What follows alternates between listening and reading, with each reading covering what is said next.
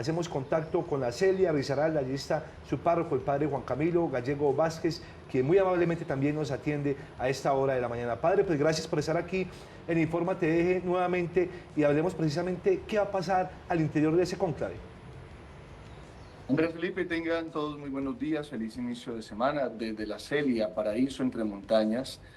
Bueno, hemos visto todo lo que ha sucedido en estos días alrededor de la Iglesia Católica y pues durante estos días los cardenales se han reunido ya previamente, antes de iniciar el cónclave, como para mirar el rumbo o el norte que debe tomar en este momento la Iglesia, qué hilo conductor seguir, hacia dónde ir, cómo hacerlo.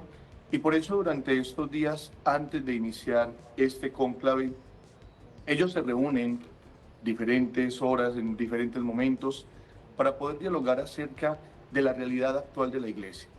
Y a partir de esa realidad actual de la Iglesia, poder elegir al nuevo sumo pontífice.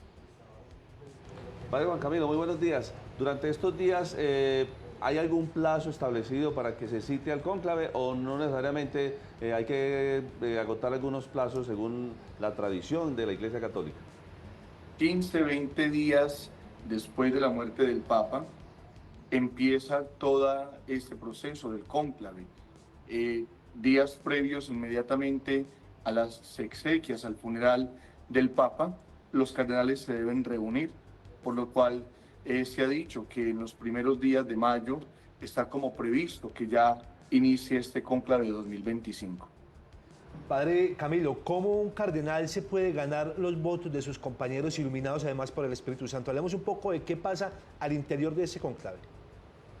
Andrés Felipe, esto es muy providencial y esto es lo que hace que realmente sea inspiración del Espíritu Santo, porque ha sucedido ejemplos concretos. San Juan Pablo II había siempre como esa discusión entre los italianos y los franceses, quién iba a ser el nuevo sumo pontífice.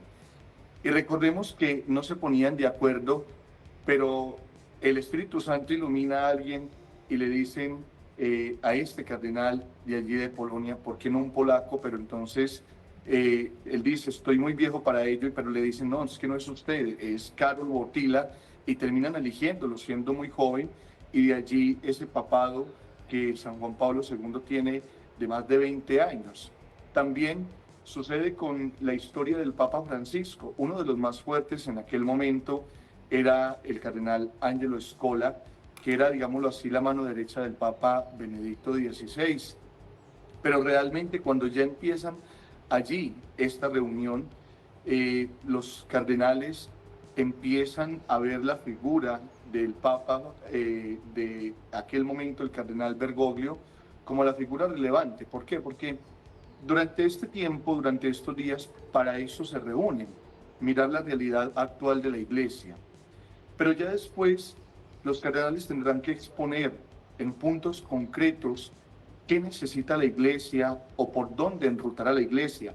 Y es desde allí donde realmente el Espíritu Santo empieza a hablar, que fue lo que sucedió con Francisco. Francisco dice, la historia toma 3 puntos relevantes acerca de la Iglesia y lo enfoca totalmente en ese tema pastoral.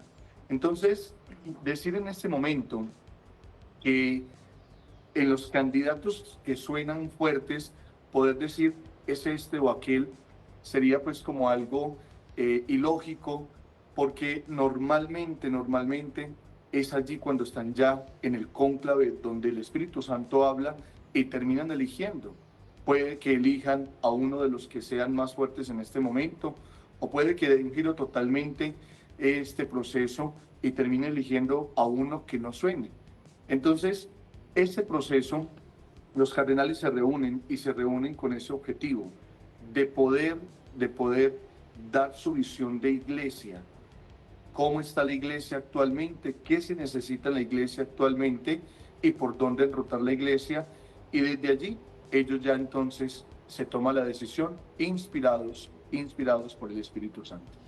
Padre Juan Camilo, entonces se puede decir o se puede concluir más bien que no es que vayan internamente a hacer campaña por uno u otro cardenal, sino más bien que las explicaciones, las disertaciones que ellos hacen allí son las que van a ganar adeptos, o las ideas que ellos están exponiendo son las que finalmente terminan convenciendo al resto para poder sumarse en sus votos.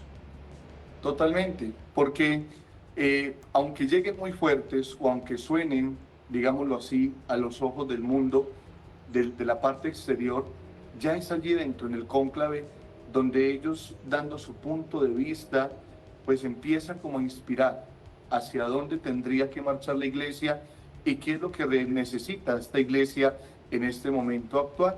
Entonces sería ilógico decir en este momento, como ya lo he dicho, que este o aquel, o que tienen que hacer esto o lo otro para ganar adeptos, porque el Espíritu Santo en últimas es el que enruta, y como ya lo he dicho, con el Papa Juan Pablo II, San Juan Pablo II, y con el Papa Francisco, pues nos cuenta la historia que así sucede, que eran dos que pues no sonaban, pero que después de varias votaciones ya se empieza como a esclarecer todo, y en ese esclarecimiento pues ya se ponen de acuerdo.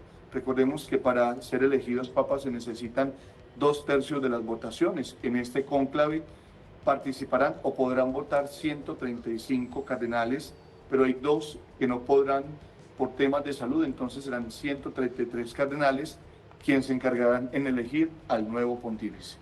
Padre, por último y muy brevemente, ¿cuál es ese hilo conductor de la doctrina de la Iglesia que debe de tomar el próximo Papa para así, digamos, continuar con las disciplinas y las conductas del Papa Francisco? Andrés Felipe, es innegable que el hilo conductor es el Evangelio. Si se desliga el Evangelio de cualquier realidad eclesiástica, pues entonces se termina desvirtuando realmente lo que nosotros hacemos y lo que nosotros queremos. El Papa electo, pues siempre tendrá que seguir esa conducta, o el hilo conductor será el Evangelio. El Papa Francisco lo encarnó en vida, lo vivió en vida. El Papa Benedicto lo defendió a capa y espada, este gran pontífice de la fe. El Papa San Juan Pablo II lo hizo realidad, acercándose también a cada ser humano, a cada país. Recordemos que el Papa San Juan Pablo II es llamado el Papa viajero, porque con su vida pues demostró el Evangelio. El hilo conductor es y tendrá que ser siempre el Evangelio. Si desvirtuamos el Evangelio, nos salimos del Evangelio, perdemos inmediatamente el norte y el rumbo de la iglesia. Pues padre, muchísimas gracias por acompañarnos en Infórmate Eje, agradecemos su generosidad y lo estaremos consultando en estos días de conclave.